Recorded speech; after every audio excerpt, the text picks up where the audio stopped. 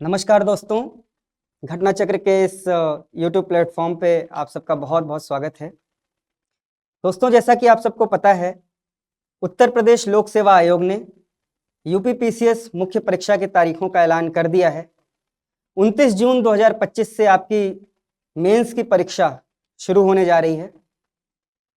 लेकिन इन सब के बीच में हम में से कई सारे अभ्यर्थी हैं जिनके मन में बहुत दुविधाएं हैं, बहुत सारी दुश्वारियां हैं।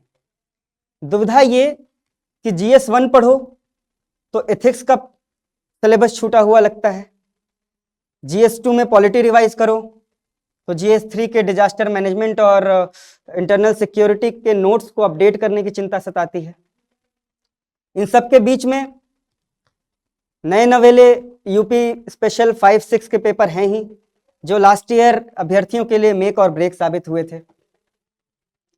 और किसी तरह इन सब से पार पा भी लिया तो किंग मेकर्स निबंध और सामान्य हिंदी, एसे एंड जनरल हिंदी के जो पेपर हैं वो तो हमेशा से ही किंग मेकर की भूमिका में रहे हैं और रैंक को तो वही तय करते हैं। लेकिन इन सारी दुविधाओं के बीच में, इन सारी दुश्वारियों के बीच में कोई है जो कह रहा है कि धीरे धीरे रे मना, धीरे सब कुछ होए। ये जो पूरा स्कैटर्ड प्रोसेस है, ये जो एक्सट्रीम्स हैं, इनके बीच में मध्यम मार्ग तलाशने का, इस प्रोसेस को, इस स्कैटर्ड प्रोसेस को स्ट्रीमलाइन करने का हमारा एक ईमानदार प्रयास है जिसका नाम है सायास, द एफर्ट। सायास में जो हमने यूपीपीसीएस मेंस टेस्ट सीरीज शुरू की है, इसमें टोटल 26 टेस्ट हैं, जिसमें 12 सेक्शनल, 12 फुल लेंथ और 2 सामान्य हिंदी और निबंध के टेस्ट शामिल हैं। ऑनलाइन ऑफलाइन दोनों मोड में है। सेक्शनल टेस्ट में आपको सेक्शनल टेस्ट के अकॉर्डिंग बुकलेट्स प्रोवाइड करी जाएंगी। उन बुकलेट्स की खास बात यह होती है दोस्तों कि उनमें हर चैप्टर वो 3 खंडों में विभाजित होता है। पहला जो है वो प्रीव्यू है, दूसरा स्टडी मटेरियल है और तीसरा आंसर राइटिंग है। प्रीव्यू या पूर्वावलोकन में हमने लगभग 15 राज्यों के लोक सेवा आयोग के प्रीवियस ईयर के पेपर को, मेंस के प्रीवियस ईयर के पेपर के क्वेश्चंस को हमने यहां शामिल किया है। जब आप प्रीवियस ईयर क्वेश्चन देखते हैं तो आपको सिविल सर्विसेज मेंस नामक ताले की एक चाबी मिल जाती है। आपको पता लग जाता है कि क्या पढ़ना है और कैसे पढ़ना है और कितना पढ़ना है। स्टडी मटेरियल में हमने फ्लो चार्ट, डायग्राम्स, एग्जांपल्स के माध्यम से उसको इनरिच किया है, कंटेंट को, आपकी सामग्री को। और ये आंसर राइटिंग में जो प्रीवियस ईयर क्वेश्चंस हैं उनको एक्सपर्ट्स के द्वारा, जो मेंस वेटरन्स हैं उनके द्वारा इसमें आंसर्स लिखे गए हैं और कुछ मॉडल आंसर भी देने का प्रयास किया गया है। इसके बारे में और अधिक जानकारी आपको हमारे घटना चक्र के YouTube प्लेटफॉर्म के ही वीडियो सेक्शन में मिल जाएगी। और इसके फीस स्ट्रक्चर और कोर्स स्ट्रक्चर के बारे में, डिस्काउंट के बारे में और अधिक जानकारी के लिए आप हमसे संपर्क कर सकते हैं। कमेंट बॉक्स में आपको लिंक मिल जाएगा। लेकिन आज जो हम चर्चा करने जा रहे हैं वो इस बात पर है कि मेंस में आंसर राइटिंग में एक्सेल कैसे करें। क्योंकि भैया सारा जो खेल है, सारी जो लड़ाई है वो मेंस की है। आप मेंस में कैसे अच्छा कर रहे हैं और मेंस में भी आप इंडिविजुअल क्वेश्चंस पे, हर क्वेश्चन पे कैसे 0.5 या 1 मार्क्स का मार्जिन ले रहे हैं। अपने जो समकक्ष प्रतिद्वंदी हैं, अपने जो को कॉम्पिटिटर्स हैं, उनसे आप कैसे मार्जिन ले रहे हैं, उनसे कैसे बढ़त बना रहे हैं, इस बात पे आपका पूरा, आपकी सफलता या आपकी विफलता निर्भर करती है। तो इसी के लिए आज हम ये चर्चा कर रहे हैं। तो इस चर्चा को हम शुरू करें उससे पहले एक छोटा सा डिस्कशन मैं उन लोगों के साथ करना चाहता हूं जो अभी अपने शुरुआती दिनों में हैं, अब बिगनर फेज में हैं। क्योंकि अगर आपने 2-3 मेंस लिखा है तो ये बात तो आपको पता ही होगी, लेकिन जो शुरुआती अभ्यर्थी होते हैं, जो अपने बिगनर फेज में होते हैं, या जो मेंस में मार्क्स इनहेंस करने के लिए स्ट्रगल कर रहे होते हैं, उनके सामने ये दुविधा होती है आंसर राइटिंग प्रैक्टिस स्टार्ट करने की। उनको लगता है, स्वाभाविक एक मेंटालिटी होती है कि जब तक हम पूरा पढ़ नहीं लेंगे, जब तक हम परफेक्ट नहीं हो जाएंगे आंसर राइटिंग में, तब तक हम उत्तर लेखन का अभ्यास शुरू नहीं करेंगे। इसका सबसे बड़ा नुकसान ये होता है कि वो परफेक्शन की डेट कभी आती नहीं है और आप आंसर राइटिंग सीख नहीं पाते हो, और गलती से अगर आपका प्रीलिम्स निकल भी जाता है तो फिर आप मेंस में फेल हो जाते हो, क्योंकि वहां जो लड़ाई है टॉप 1000 की, टॉप 2000 की, वो लोग तो सीजनल प्लेयर्स हैं, वो तो सीजनल आंसर राइटिंग करते हैं और वो लगातार इसमें अपने आप को परिमार्जित करते रहते हैं, समृद्ध करते रहते हैं। अपने व्यक्तिगत एग्जाम्पल के माध्यम से मैं बताऊं तो जो 2021 का मैंने 3 यूपीएससी मेंस लिखे, 2021 का जो मेंस था उसमें जीएस 2 में, आज हम जो चर्चा करेंगे आंसर राइटिंग की, जीएस 2 के ही क्वेश्चन पे करेंगे।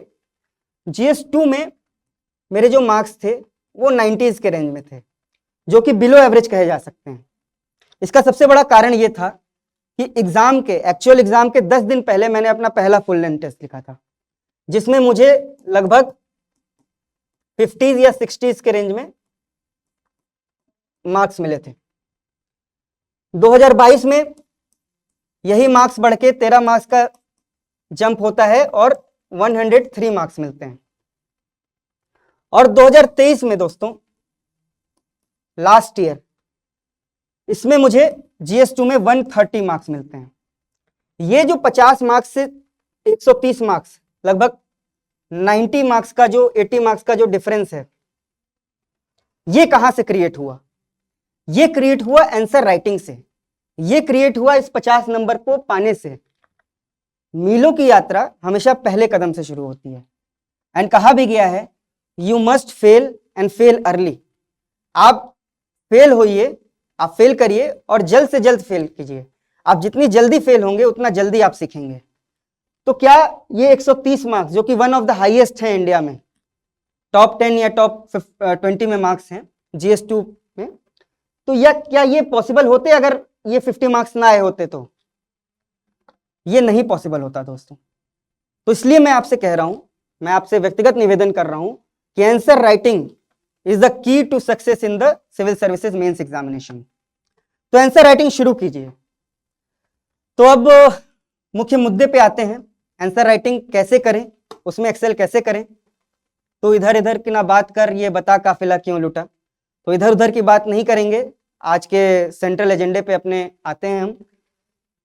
हम देखने का प्रयास करेंगे हमारा जो सायास मेंस का टेस्ट सीरीज है, इसमें जो जीएस 2 का पहला फुल लेंथ टेस्ट है उसको हम लेंगे और समझने का प्रयास करेंगे कि एक आंसर में अच्छी क्वालिटीज, एक अच्छे आंसर में क्वालिटीज क्या होती हैं। तो ये आप देख सकते हैं दोस्तों, ये जो जीएस 2 का ये फुल लेंथ टेस्ट का मॉडल आंसर है, इसमें diagrams, flow charts, examples, case study, ये इसके आधार पे हमने आंसर लिखने का प्रयास किया है। और जो चैलेंज होता है सबसे बड़ा कि 7 मिनट में 150 या 125 वर्ड्स में आंसर कैसे लिखा जाए। मुझे लगता है ये चैलेंज तो है ही, लेकिन इससे ज्यादा एक अपॉर्चुनिटी है, आपदा में अवसर है ये। क्यों? क्योंकि अगर आप इसमें एक्सेल कर लेते हो, अगर आप एग्जाम लाइक एनवायरनमेंट में बैठ के 7 मिनट में आंसर लिख के 3 घंटे में 20 आंसर लिखने की प्रैक्टिस, आप शानदार प्रैक्टिस कर लेते हो, तो आप उन लोगों से एज पे आ जाओगे जो आराम से अपने कंफर्ट जोन में बैठ के 4 घंटे में, 5 घंटे में 20 क्वेश्चन लिखते हैं। क्योंकि एक्चुअल एग्जाम में तो आपको अधिक समय मिलने वाला है नहीं। तो उन 7 मिनट में, उन 9 मिनट में एक अच्छा आंसर क्या हो सके, एक नियर आइडियल आंसर क्या हो सके, वो आंसर क्या हो सके जो आपको अपने को कॉम्पिटिटर से 0.5 या 1 मार्क्स का एज दिलाएगा, वो आज हम समझने का प्रयास करेंगे कि ऐसा आंसर हम कैसे लिख सकते हैं।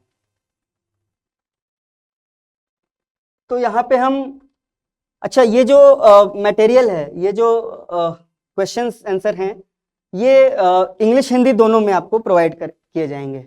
यहां आप देख सकते हैं, यहां पे सेम मैटर सेम कंटेंट आपको हिंदी में भी स्पष्ट करें। गैर सरकारी संगठन एनजीओ सरकारी कल्याण योजनाओं के कार्यान्वयन में कैसे योगदान करते हैं, वही चीज आपको इंग्लिश में भी मिलेगी। बाइलिंगुअल प्रोग्राम है हमारा। Explain how NGOs contribute to the implementation of government welfare schemes, ये प्रश्न है हमारा। अब देखिए, दुनिया जानती है एक अच्छा आंसर की सबसे पहली रिक्वायरमेंट होती है कि वो स्ट्रक्चर में होना चाहिए, उसकी स्ट्रक्चरिंग अच्छी होनी चाहिए। तो आपको पता होगा आंसर में इंट्रो, बॉडी एंड कंक्लूजन, ये 3 पार्ट आंसर के होते हैं जो कि विजिबल होने चाहिए अक्रॉस द आंसर्स। एग्जामिनर को ये दिखना चाहिए कि आपने इस स्ट्रक्चर में आंसर, ये आपकी स्ट्रक्चरल थिंकिंग को भी दर्शाता है। अब इंट्रो कैसा हो, इंट्रो किसी भी आंसर का मुखौटा होता है, आईना होता है। इंट्रो देख के अगर आप एग्जामिनर को आपने ये बता दिया कि आपने क्वेश्चन की डिमांड को समझ लिया है, उसके एसेंस को समझ लिया है, और आपने उस चीज को अपने इंट्रो में अगर आपने एग्जामिनर को ये दिखा दिया कि आपने क्वेश्चन की डिमांड को समझ लिया है, उसके एसेंस को समझ लिया है, तो निश्चित रूप से ये एक प्रभाव छोड़ेगा एग्जामिनर पे और उसके लिए आपको रिवॉर्ड मिलेगा। अब यहां पे चूंकि हम आंसर राइटिंग केवल मॉडल आंसर नहीं दे रहे हैं, बल्कि एक कॉन्सेप्चुअल अंडरस्टैंडिंग भी डेवलप करने का प्रयास कर रहे हैं। कॉन्सेप्चुअल क्लैरिटी इंट्रोडक्शन में अगर आपने शो कर दी तो वो निश्चित रूप से रिवॉर्डिंग होगा आपके लिए। तो देखिए, यहां पे क्वेश्चन है कि एनजीओ कैसे गवर्नमेंट वेलफेयर स्कीम्स के इंप्लीमेंटेशन में कंट्रीब्यूट करते हैं। अब 2 मिनट में थोड़ा सा कॉन्सेप्ट पे डिस्कस करूंगा दोस्तों। इंडिया में आफ्टर इंडिपेंडेंस, जैसा आप सबको पता होगा, मिक्स्ड इकोनॉमी का मॉडल हमने अख्तियार किया। मिक्स्ड इकोनॉमी में प्राइवेट प्लेयर और गवर्नमेंट सेक्टर दोनों हैंड इन हैंड चलते हैं। लेकिन 1990s में एक वाटरशेड इवेंट होता है। ये डिकेड वाटरशेड इवेंट होता है हमारी इकोनॉमी के लिए। यहां पे क्या आता है? LPG reform, liberalisation, privatisation, globalisation. LPG reform आता है जिसको नियो लिबरल इकोनॉमिक रिफॉर्म भी कहते हैं। ये पॉलिटी का टर्म है, नियो लिबरल इकोनॉमिक रिफॉर्म। इसका मतलब होता है रोल बैक ऑफ स्टेट अपने पांव पीछे खींच रहा है अननेसेसरी एक्टिविटीज से। तो 1990 से पहले जहां पे पब्लिक सर्विस डिलीवरी के 3 पिलर्स थे, जन कल्याणकारी योजनाओं को जनता तक पहुंचाने के, जनता से संवाद करने के 2 पिलर्स थे, सॉरी।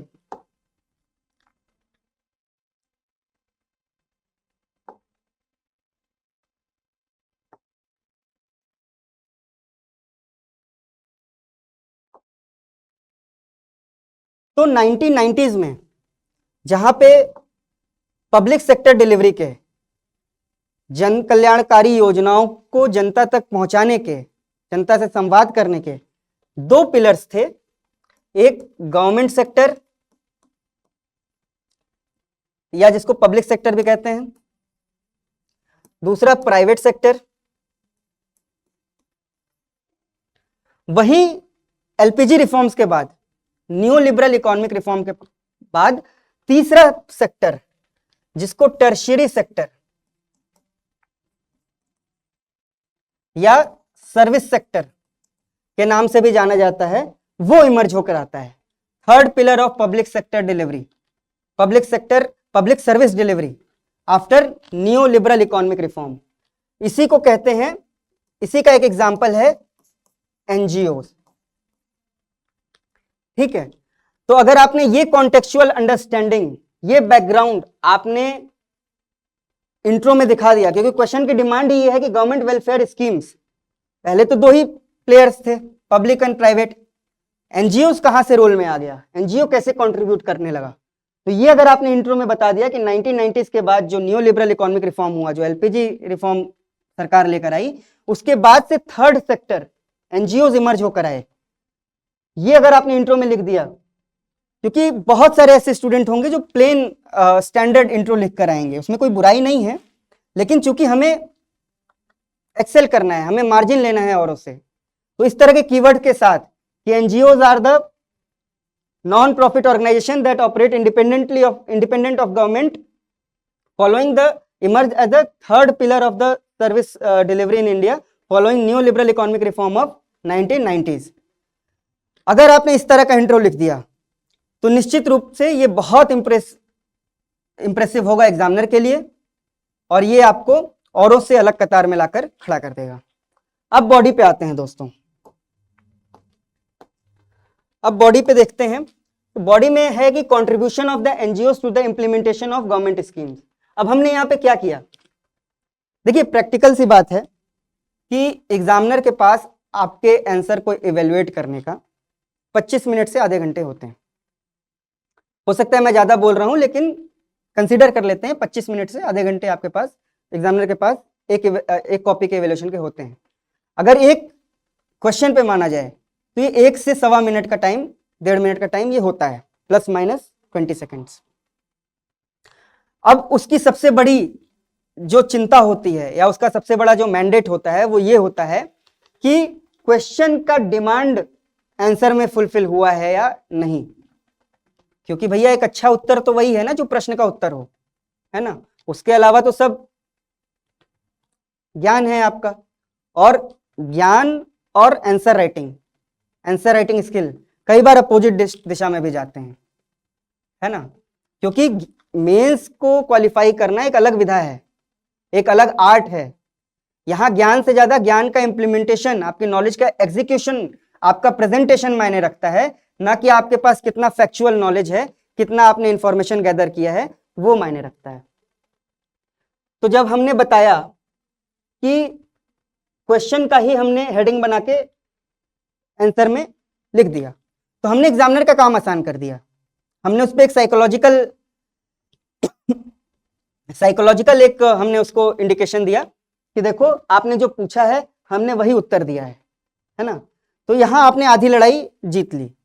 अब आधी लड़ाई आप कैसे जीतेंगे, वो जीतेंगे आप बॉडी में आपका कंटेंट क्या है, बॉडी में आपने किस तरह के पॉइंट्स लिखे हैं।